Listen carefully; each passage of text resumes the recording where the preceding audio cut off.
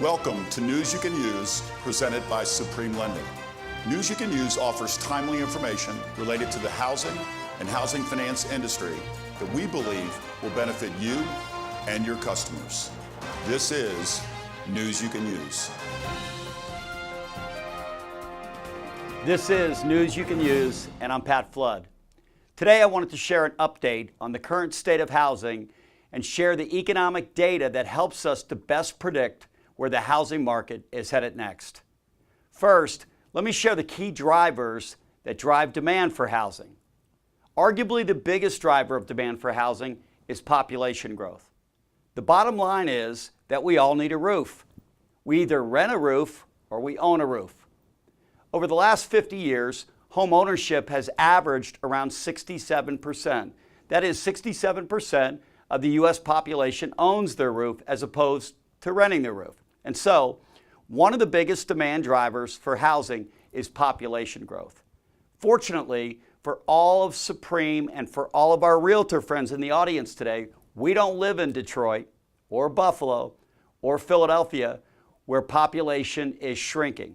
We live in Charlotte, Atlanta, we live in Tampa, Orlando, and in Fort Lauderdale. All of our markets have more people moving in annually than moving out. Ingress of people is growing faster than egress of people, and that is good for housing and for all of us. You know, I don't know about you, but I don't know many folks who finish their career in the South and then decide to move to Buffalo or Detroit for retirement.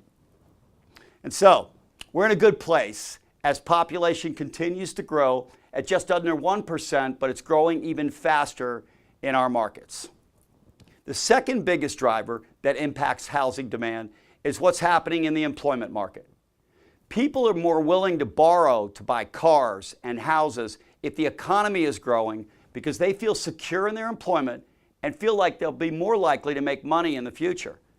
If the U.S. employment market helps us to predict what's going to happen next in housing, our prospects look good for housing demand this spring and summer.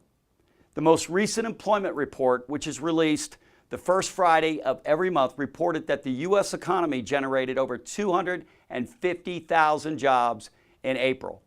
And the rate of unemployment went down to 3.6, the lowest rate of unemployment in the United States since 1969.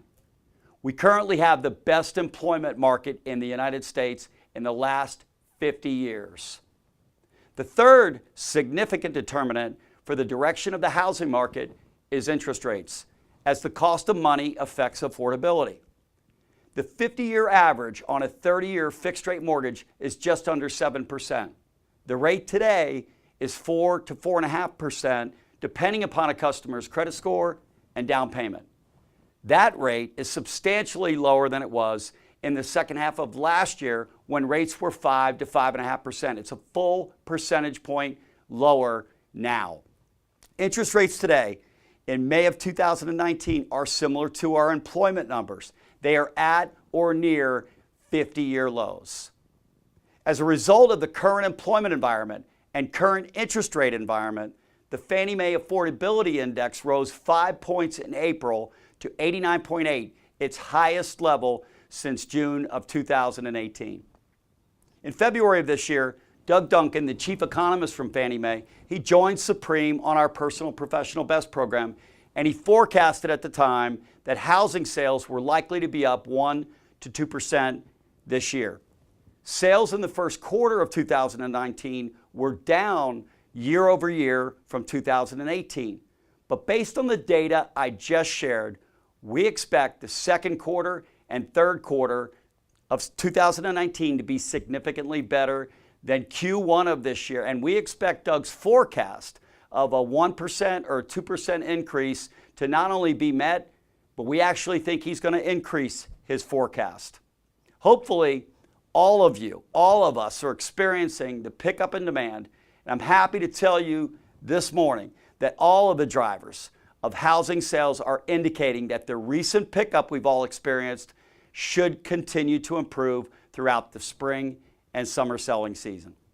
In summary, the three most important drivers of housing are demographic growth, the employment and employment environment, and interest rate environment. Demographically, we all live in the best areas of the country. Employment is at the best we've seen in the last 50 years, and so are interest rates. Arguably, there's never been a better time to buy or sell a home, and Supreme Lending is ready to serve you and your buyers and your sellers' needs. We can close your loans in as little as 8 days, and we'll close all of your loans on time, every time, ensuring that you get paid on time. We also recently introduced SRS, the Supreme Rescue Service. If you have a home loan transaction that's stuck with another lender, call us for a second opinion. Each month, Supreme Lending rescues 10 to 20 transactions for customers, and we rescue 10 to 20 transactions for realtors. So call us if your client and you need to be rescued, because as you know, every transaction matters. Finally, I wanted to invite all of you to our next Personal and Professional Best program on Thursday, June 20th at 11:30 a.m.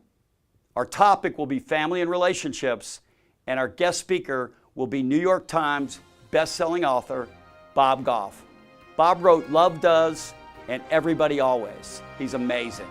If you haven't joined our Personal and Professional Best program in the past, now's the time. Ask your Supreme Lending loan officer for more information and join us on our journey to become our best in 2019. It's a great time to be in the housing industry. I'll be back with a News You Can Use update in early June. Have a great day.